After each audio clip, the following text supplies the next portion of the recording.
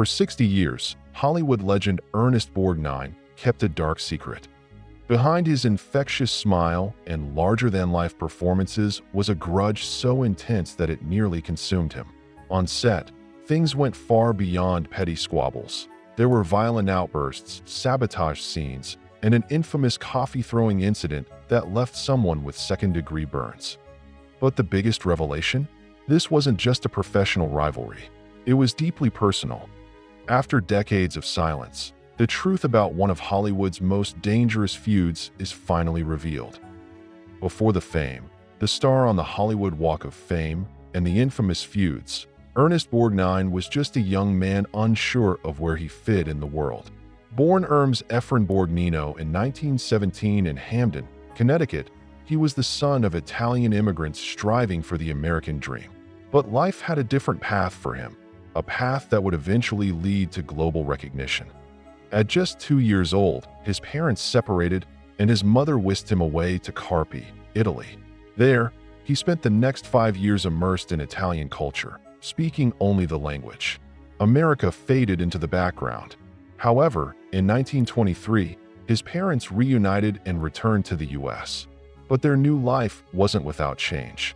His father adopted the name Charles, and their family name was shortened from Borgnino to Borgnine, a deliberate move to sound more American during a time of heavy discrimination against immigrants.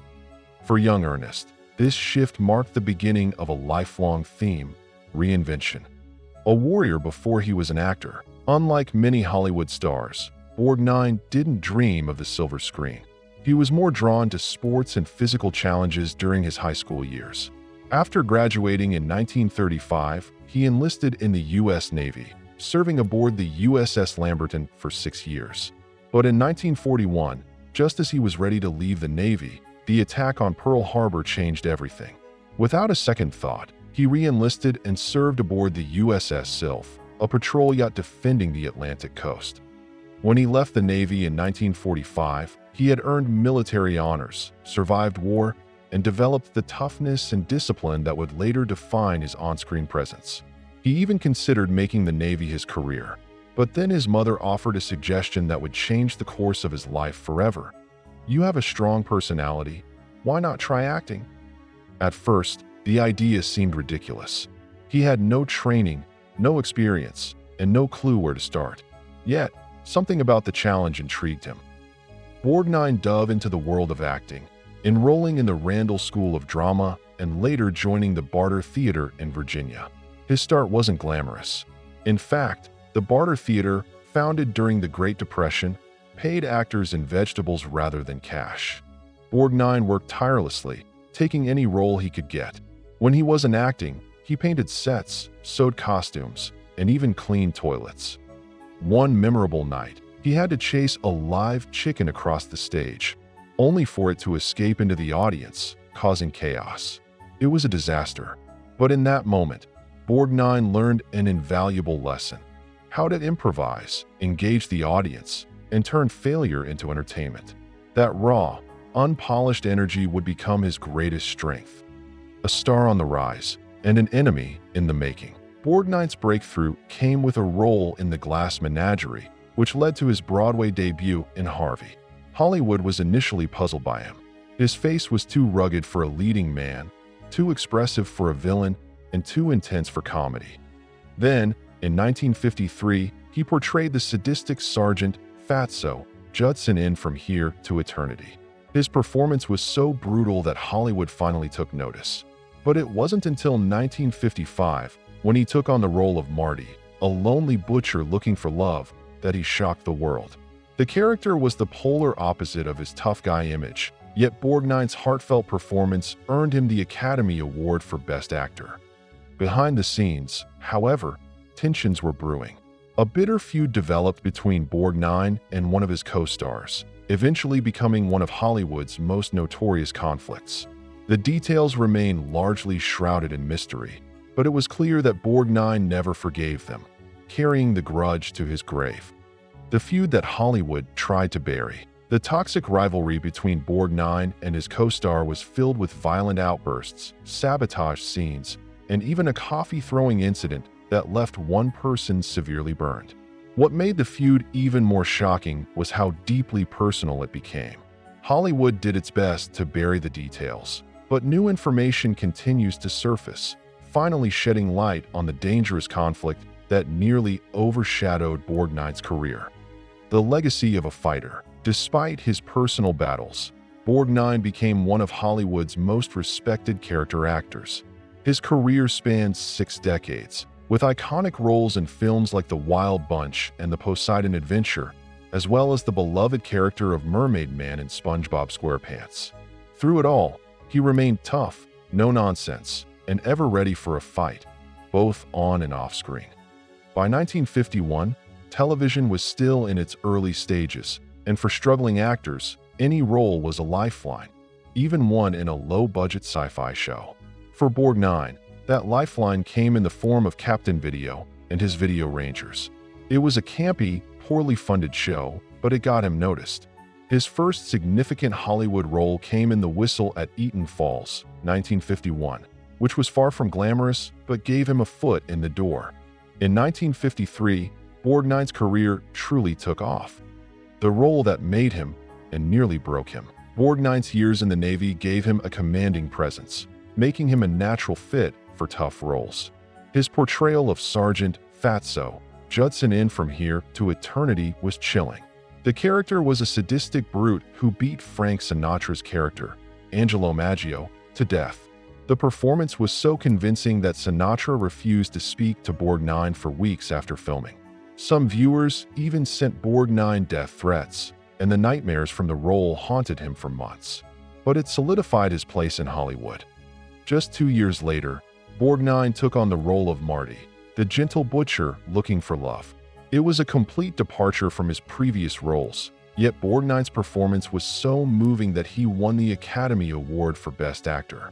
At 38, he became the first actor in Hollywood history to win the award for such a role, defeating James Dean and Spencer Tracy. Borgnine's win proved that Hollywood didn't need big stars or large budgets to create a lasting impact. Instead of sticking to safe roles, Borgnine continually reinvented himself. By 1967, at 50 years old, he took on the role of Major General Wardens in The Dirty Dozen, performing his own stunts. 2 years later, he appeared in The Wild Bunch, one of the most violent westerns ever made. The gritty role of Dutch Engstrom left an impression that stayed with him for years. A sitcom star and a military consultant? In 1962, Borgnine took on the role of Lieutenant Commander McHale in McHale's Navy, a lighthearted comedy that was worlds away from his tough guy image. Despite the change in tone, Borgnine's performance felt authentic, thanks to his own Navy experience. But during the second season, he suffered a serious injury from a pyrotechnic explosion. Despite the injury, Borgnine returned to work with unwavering dedication. Strangely, military officials actually consulted the show's writers for inspiration on military problem-solving strategies. A series of naval training exercises, known as Operation McHale, was based on the creative problem-solving featured in the sitcom. Borgnine's television career continued to surprise. In 1984, at the age of 67, he took on the role of Dominic Santini in Airwolf, a high-octane action series about a futuristic helicopter. Borgnine's willingness to do his own stunts nearly cost him his life when a helicopter crash occurred during filming. Yet, his determination was undeterred. His most unexpected role came later, as the beloved character Mermaid Man on SpongeBob SquarePants. Borgnine's grandson convinced him to join the show, and his impromptu audition landed him the role. Borgnine continued voicing the character until his passing in 2012, 2 weeks after his final recording session. In 1956, Borgnine turned down the lead role in The Real McCoys, dismissing television as a passing fad. But after a chance encounter with a young fan, Borgnine reconsidered. By the time he returned to television with McHale's Navy, the show became a massive success, cementing his status as a household name. Borgnine's love life was as tumultuous as his career. He married 5 times. His first marriage to Rhoda Keemans ended in 1958. Then came passionate yet short-lived marriages to actresses Katie Jurado and Ethel Merman. The latter lasted only 5 weeks, and Merman's autobiography included a blank page in reference to their brief union. His fourth marriage to Donna Rancourt ended in 1972, but his fifth and final marriage to Tova Tresnes lasted nearly 40 years, bringing him stability and peace. In his final years, Borgnine credited Tova for giving him the strength to keep going. He passed away in 2012 at the age of 95, leaving behind a legacy as a Hollywood icon who constantly reinvented himself. In The Poseidon Adventure, 1972, Ernest Borgnine and Shelley Winters played a husband and wife fighting to survive a shipwreck. On screen, they were passionate and determined. Off-screen, a storm of egos and clashing styles. Winters was intense, methodical, obsessive, and unrelenting. She believed every character needed depth, so she arrived on set one day with a 20-page backstory she had written for her character. Then, she demanded changes to the script. The screenwriter resisted. Borgnine, caught in the middle, sighed and braced himself. This was going to be a long shoot. But nothing tested their patience like the underwater sequence. Winters, 51 years old at the time, insisted on doing her own stunts. She had once been a competitive swimmer and wanted to prove she still had it. The production team begged her to reconsider. She refused. What should have been a quick scene turned into a 14-hour nightmare, filmed 65 times before the director was satisfied. The exhaustion was written all over Borgnine's face. Yet, Winters' determination paid off. Her performance was unforgettable, earning her an Oscar nomination.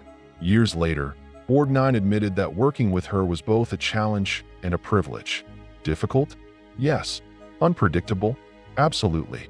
But talented? Without a doubt. Their off-screen clashes had made their on-screen chemistry electric. For Ernest Borgnine, working with Spencer Tracy on Bad Day at Black Rock, 1955, wasn't just a career milestone. It was an intimidation marathon. Filming in the blistering 100-degree heat of Lone Pine, California, was bad enough.